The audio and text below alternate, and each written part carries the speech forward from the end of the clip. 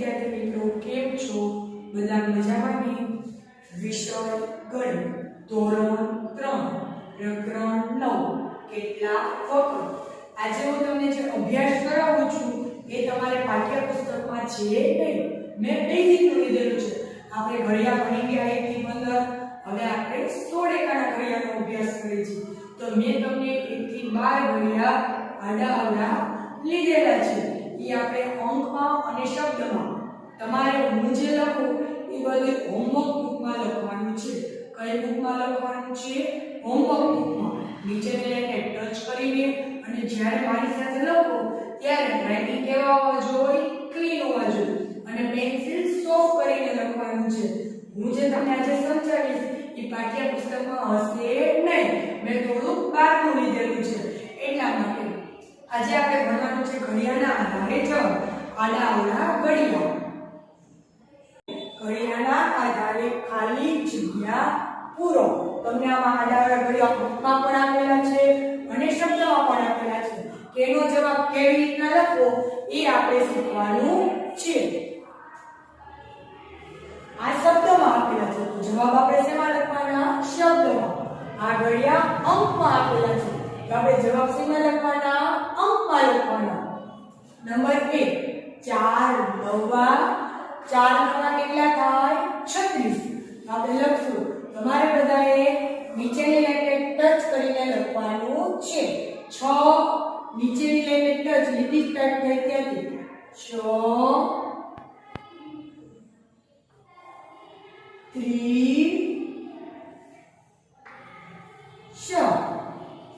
4 9 36 3 સત્તા કેટલા થાય? 3 સત્તા 21. તો આપણે શબ્દમાં 21 કેવી રીતના લખશું? બગડે એટલે 21 થાય પણ એને આપણે શબ્દમાં લખતા આવડવું જોઈએ. 1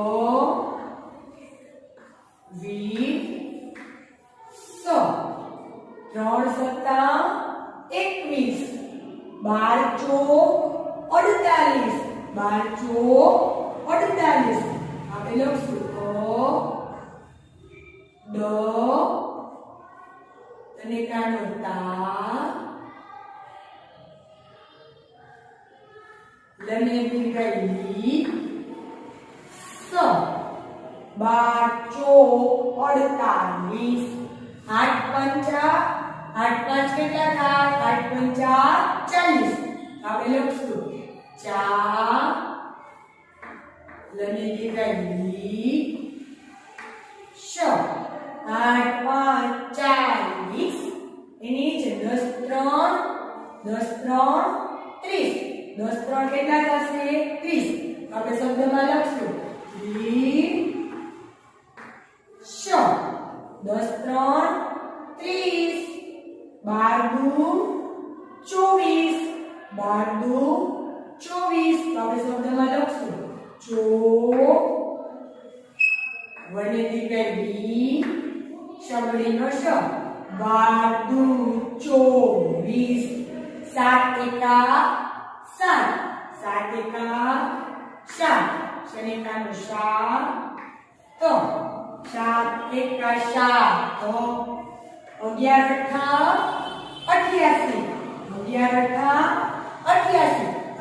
આપણે કેમ લખવું પડશે? શબ્દમાં. તો લખશું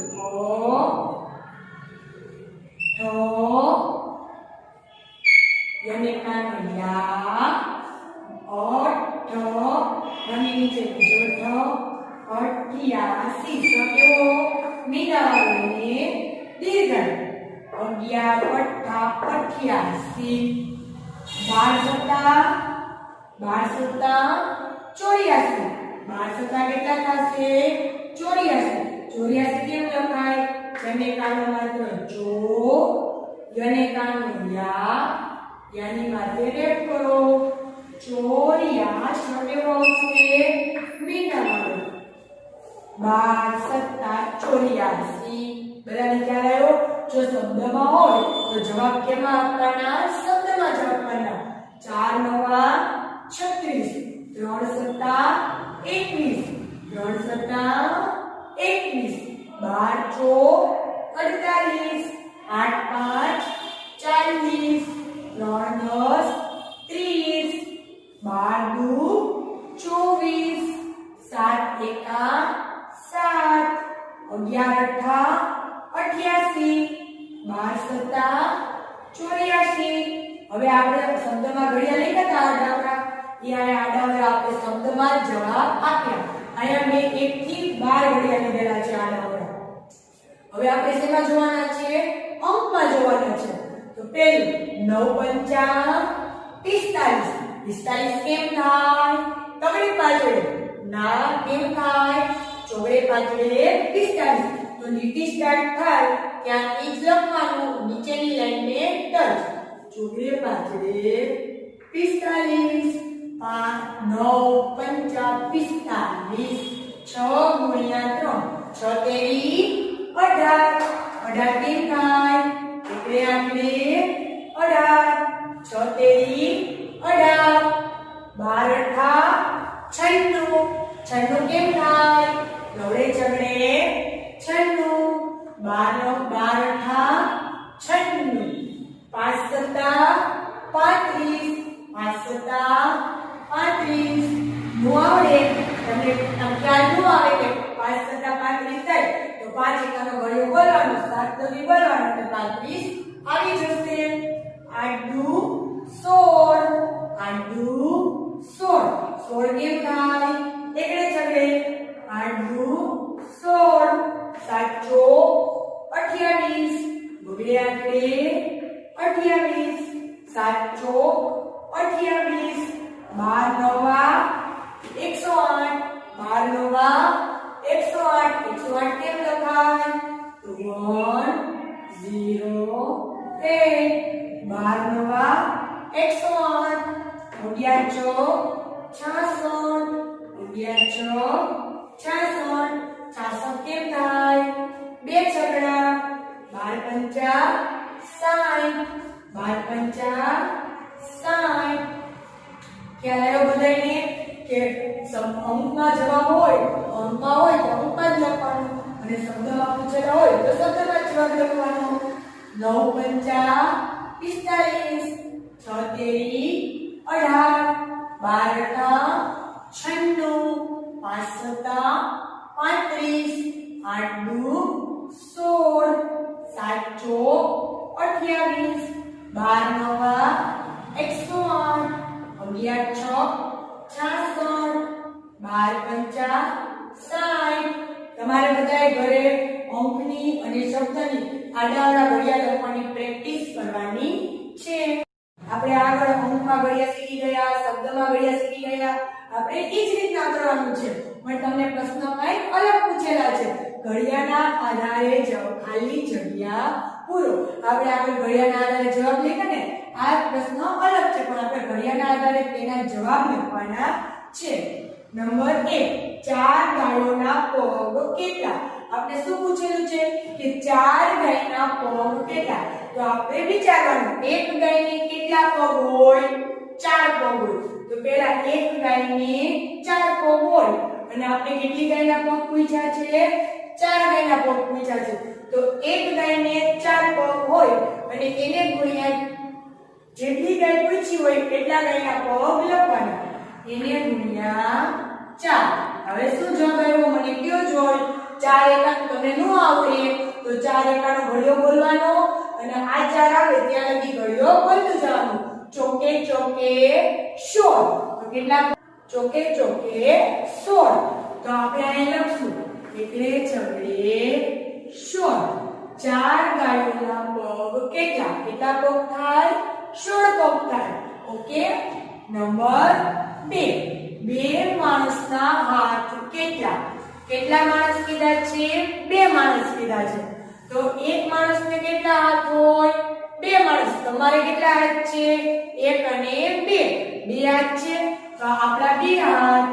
અને આપણે કેટલા માણસના હાથ પૂછેલા છે? હજી એકવાર જોવાનું. 2 માણસના. તો એને ગુણ્યા 2 કરવાનો. પછી તમને ખાલી જગ્યા આપેલી છે.